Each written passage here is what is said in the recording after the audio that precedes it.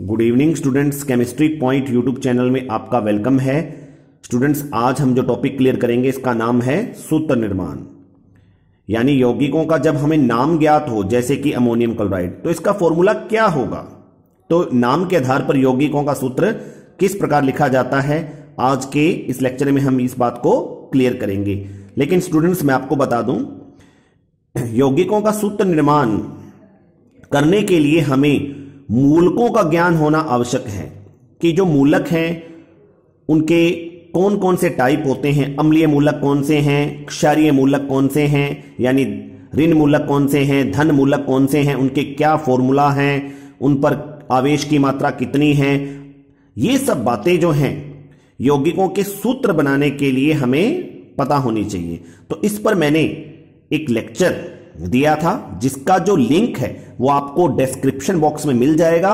तो अगर आप इस टॉपिक में अपनी पकड़ बनाना चाहते हैं तो आप मेरे उस लेक्चर को पूरा देखिए, तो आपके सारे डाउट्स जो होंगे, अम्लीय मूलक, क्षारीय मूलक यानी ऋण मूलक, धन मूलक और उनकी क्या फॉर्मूलाज हैं, क्या उनकी संयोजकता है आदि, वो सब क्लियर हो जाएंगे। तो चलते हैं स्टूडेंट्स आज के इस टॉपिक पर जिसका नाम है सूत्र निर्माण। तो देखिए, पहला जो यौगिक है वो है अमोनियम क्लोराइड। तो सबसे पहले मैं आपको बता दूं कि जब भी अपने नाम के आधार पर यौगिक का सूत्र लिखते हैं तो उस यौगिक के नाम को दो भागों में तोड़ने की कोशिश कीजिए। दो भागों में तोड़ेंगे तो एक भाग धनात्मक, एक भाग ऋणात्मक। तो देखिए, जो पहला भाग होता है वो भाग धनात्मक होता है, यानी जो यौगिक होते हैं उनका नाम जो होता है उस नाम में दो भाग होते हैं, अर्थात उस यौगिक का निर्माण दो भागों से मिलकर हुआ है, एक धन भाग से और एक ऋण भाग से।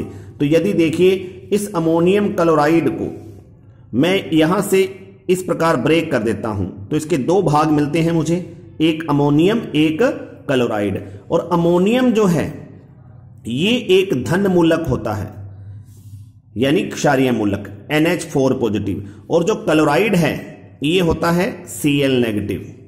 तो स्टूडेंट्स, अब अमोनियम क्लोराइड का फॉर्मूला हम कैसे बनाएंगे। तो देखिए, NH4 पॉजिटिव पर जो आवेश है उसका मान कितना है, प्लस का 1, यानी एक संख्या को रसायन विज्ञान में हम लिखते नहीं हैं। तो इस NH4 पर एक प्लस का आवेश है, यानी इसकी संयोजकता कितनी है, 1 है। और संयोजकता का मतलब जो इस पर आवेश है उसका जो मान है वो इसकी संयोजकता है। इस पर आवेश है 1 प्लस का, और प्लस का कितना है, 1 है, तो वो 1 जो संख्या है वो इसकी संयोजकता है। इसी प्रकार क्लोराइड जो है, यानी ये जो क्लोरीन दिख रहा है, इस पर क्या है, 1 माइनस का आवेश है।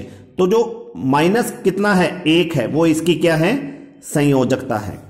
तो अमोनियम आयन की संयोजकता 1 और क्लोराइड आयन की संयोजकता कितनी है, 1।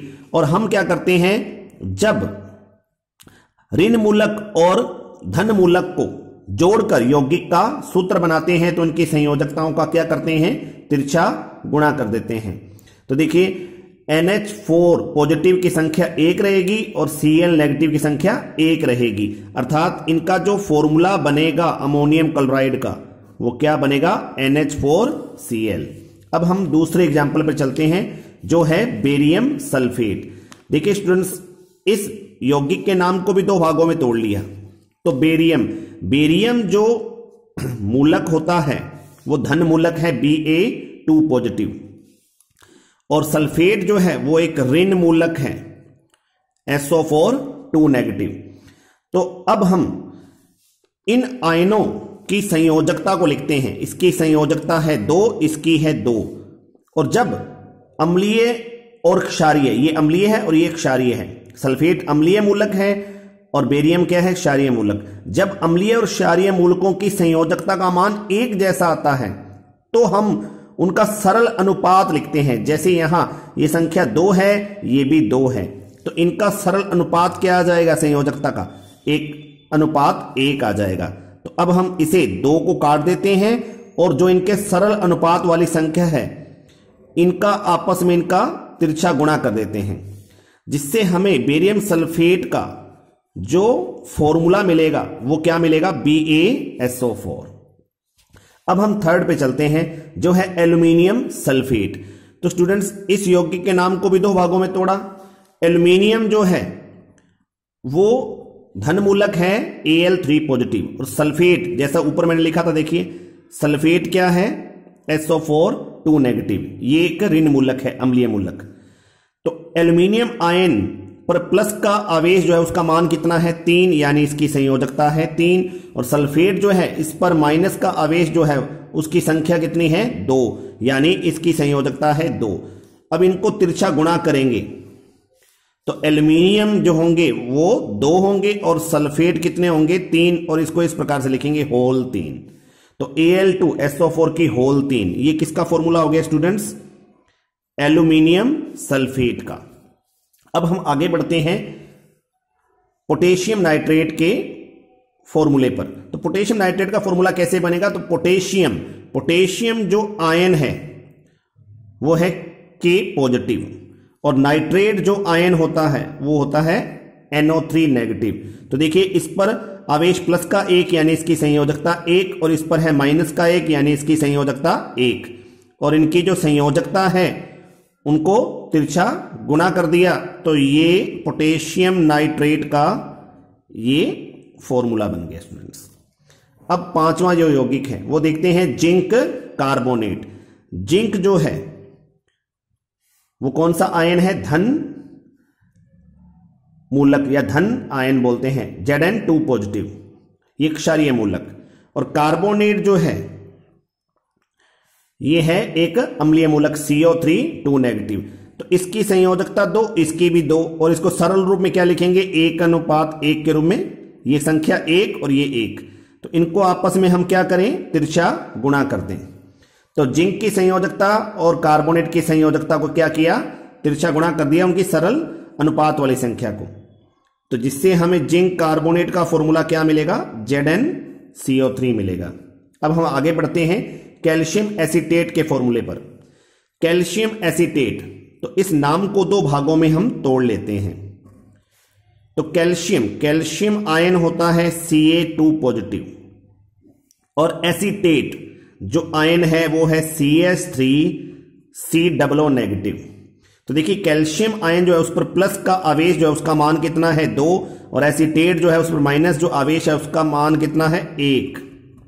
तो इनको हम तिरछा गुणा करते हैं इनकी संयोजकता को, तो हमें यहां फॉर्मूला मिलेगा CaCH3COO की होल 2, यानी कैल्शियम 1 और एसीटेट कितने होंगे 2, और इसको हम इस प्रकार लिख दें CH3COO की होल 2 Ca। तो कैल्शियम एसीटेट का जो फॉर्मूला होता है उसे इस प्रकार लिखा जाता है CH3COO की होल 2 Ca। अब 7वें एग्जाम्पल को देखिए, फेरस क्लोराइड। फेरस, तो स्टूडेंट्स देखिए यहां से नाम को 2 भागों में तोड़ा, और जो फेरस होता है वो होता है Fe2 पॉजिटिव। कौन सा होता है, Fe2 पॉजिटिव, और क्लोराइड जो है वो है Cl नेगेटिव। तो Fe की संयोजकता, Fe2 प्लस की संयोजकता जो है वो 2 है, और Cl नेगेटिव की संयोजकता 1 है। तो तिरछा गुणा करेंगे और इसका जो फॉर्मूला बनेगा वो होगा FeCl2, यानी फेरस क्लोराइड का फॉर्मूला क्या होगा, FeCl2 होगा। अब हम बात करें क्यूप्रस आयोडाइड की। क्यूप्रस, तो देखिए Cu2 पॉजिटिव, ये क्या होता है स्टूडेंट्स, क्यूप्रस आयन होता है, यानी सरल रूप में हम बोले तो Cu पॉजिटिव जो है उसे हम क्या, कौन सा आयन बोलते हैं, Cu पॉजिटिव को क्यूप्रस आयन, और जिसे हम सही रूप में इस प्रकार लिख सकते हैं Cu2 पॉजिटिव।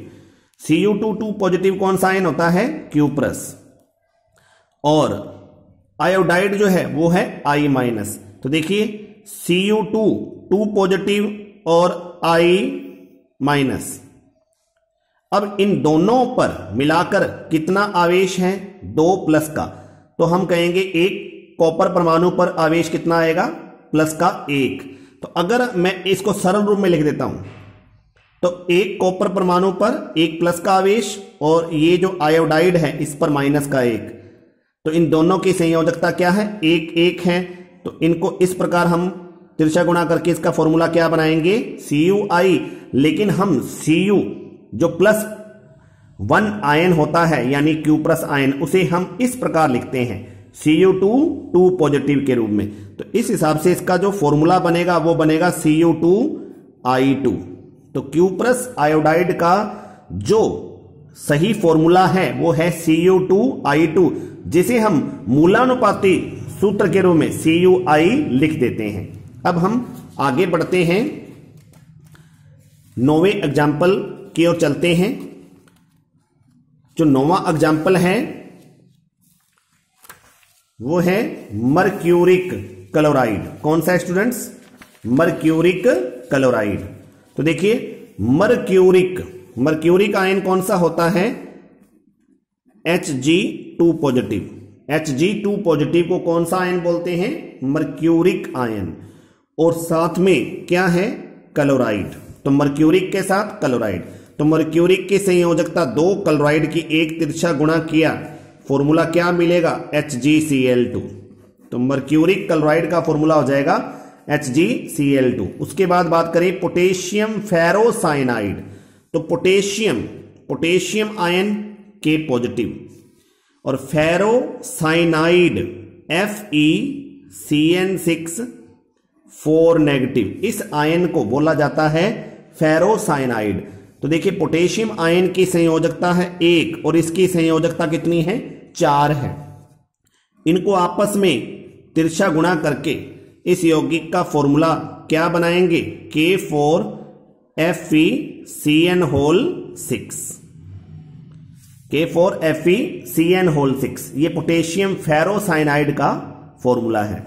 अब देखिए नेक्स्ट फॉर्मूला जो है वो है किसका बनाना है हमें? सोडियम कार्बोनेट का। तो सोडियम कार्बोनेट, सोडियम आयन जो होता है वो Na+ और कार्बोनेट आयन CO3 2 नेगेटिव होता है। तो संयोजकता की बात कर लें तो इसकी संयोजकता 1 है, इसकी संयोजकता 2 है, क्योंकि इसके ऊपर आवेश का मान, प्लस का जो आवेश है उसका मान कितना है? 1 है। इसके ऊपर जो माइनस का आवेश है उसका मान कितना है? 2।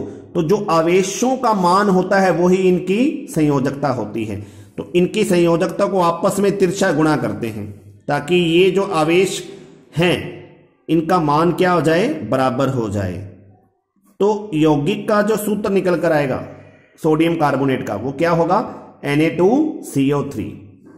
अब हम बात करें मैग्नीशियम हाइड्रोक्साइड की। मैग्नीशियम आयन होता है Mg2+ और हाइड्रोक्साइड आयन है OH नेगेटिव। तो देखिए स्टूडेंट्स यहां मैग्नीशियम आयन की संयोजकता 2 है और हाइड्रोक्साइड आयन की संयोजकता 1 है। तो इनके संयोजकता को गुणा करके हम इस प्रकार इस यौगिक का फॉर्मूला बना लेंगे। इसका फॉर्मूला क्या बन जाएगा? MgOH2। तो मैग्नीशियम हाइड्रोक्साइड का फॉर्मूला क्या है? MgOH2 है। फिर बात करें लिथियम हाइड्राइड की। तो लिथियम आयन जो होता है वो Li+1 होता है और हाइड्राइड जो है वो है H नेगेटिव। तो इनकी संयोजकता दोनों की क्या है? 1 है, यानी तिरछा गुणा करेंगे तो इनका फॉर्मूला लिथियम हाइड्राइड का क्या बनेगा? LiH बनेगा। अब बात करें नेक्स्ट फॉर्मूला है कैल्शियम ऑक्साइड का। तो कैल्शियम Ca2 पॉजिटिव आयन है और ऑक्साइड O2 नेगेटिव है। तो इन दोनों की संयोजकता देखिए 2 है और सरल रूप में इन्हें क्या लिखेंगे? 1, यानी सरल अनुपात के रूप में ये संयोजकता को क्या लिख देंगे? 1:1 में। अब इनको इस प्रकार से गुणा करके इस यौगिक का सूत्र क्या बना लेंगे? CaO। तो कैल्शियम ऑक्साइड का फॉर्मूला क्या होगा? CaO। इसके बाद बात करें सोडियम सल्फेट की। तो सोडियम आयन कौन सा है? Na+ और सल्फेट आयन है SO4 2 नेगेटिव। तो सोडियम आयन की संयोजकता 1 और सल्फेट की कितनी है? 2 है। तिरछा गुणा किया तो फॉर्मूला क्या बनेगा सोडियम सल्फेट का? Na2SO4।